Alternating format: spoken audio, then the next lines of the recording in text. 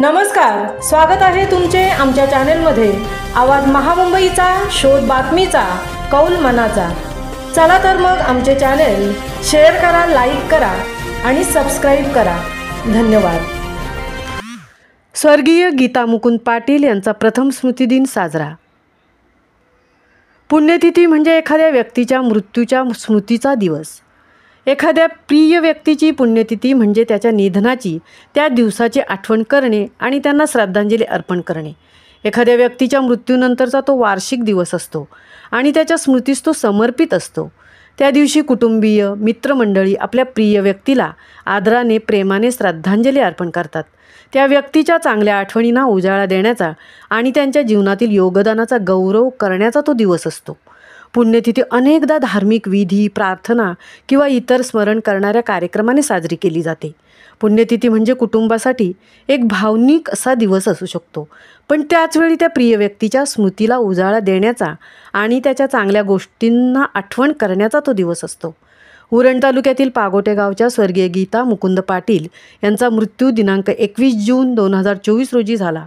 शनिवार दिनांक 21 जून 2025 रोजी त्यांच्या निवासस्थानी पागोटे येथे त्यांचा प्रथम पुण्यस्मरण दिन साजरा करण्यात आला। स्वर्गीय गीता पाटील यांचे पती मुकुंद पाटील हे सेवानिवृत्त शिक्षक व सामाजिक बांधिलकीची जाणीव असणारी व्यक्ती आहे। स्वर्गीय गीता पाटील यांच्या घराण्याला फार मोठा असा राजकीय वारसा लाभलेला आहे। सन 1950 मध्ये गावचे सरपंच स्वर्गीय गीता पाटील यांचे सासरे स्वर्गीय गणपत काथारे पाटील हे होते। त्यांच्या काळात त्यांनी फक्त सरपंच पद भूषवले नाही, तर राजकारणासोबतच समाजकारणही जपले। त्यांना भजनाची, गाण्याची, हार्मोनियम वाजवण्याची आवड असल्याने गावच्या भजनात त्यांचे पुढारपण असायचे। तदनंतरच्या काळात त्यांचे दीर मनोहर पाटील यांनीही सरपंच पदाचा कार्यभार पार पाडला। 2012 मध्ये पागोटे गावातील पहिल्या महिला सरपंच पद स्वर्गीय गीता पाटील यांनी भूषवले। गावात पाण्याची सुविधा नव्हती त्यावेळी। त्यांच्या कारकिर्दीत पाण्याची टाकी बांधण्यात आली। स्वर्गीय गीता पाटील यांचा नातू विद्यमान ग्रामपंचायत सदस्य अधिराज पाटील यांनी देखील पागोटे गावचे उपसरपंच पद भूषवले आहे। अशा या पाटील घराण्याला राजकीय, सामाजिक, सांस्कृतिक व धार्मिक वारसा लाभलेला आहे। स्वर्गीय गीता पाटील यांचा स्वभाव प्रेमळ, लागवी असल्याने त्यांची मुले, मुली, सुना, जावई, नातसुना, नातजावई, नातवंडे, पोतवंडे या सर्वांच्यात त्या आवडत्या होत्या। गावातील प्रत्येक सासूरवाशीण व माहेरवाशीणींना त्या नेहमीच सर्वांची मायेने, आपुलकीने अशी विचारपूस करत असत। त्यामुळे गावात त्यांना एक सन्मान होता। त्याशिवाय भारदस्त व्यक्तिमत्व असल्याने एक प्रकारचा दराराही होता। गावातील एक लोकप्रिय व्यक्ती म्हणून त्यांचे नाव आजही आदराने घेतले जाते।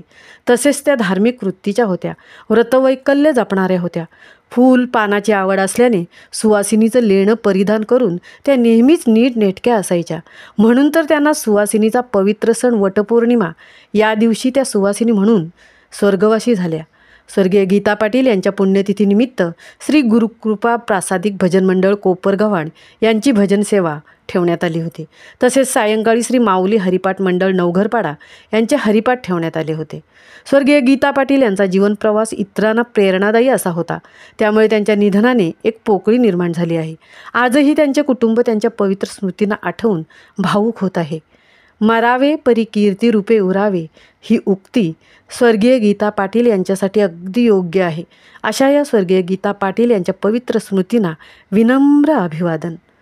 स्वर्गीय गीता पाटील यांच्या पश्चात त्यांचे पती श्री मुकुंद पाटील, दीर, जाऊ, त्यांची मुले, सुना, मुली, जावई, नातजावई, नातवंडे, पोतवंडे असा मोठा परिवार आहे।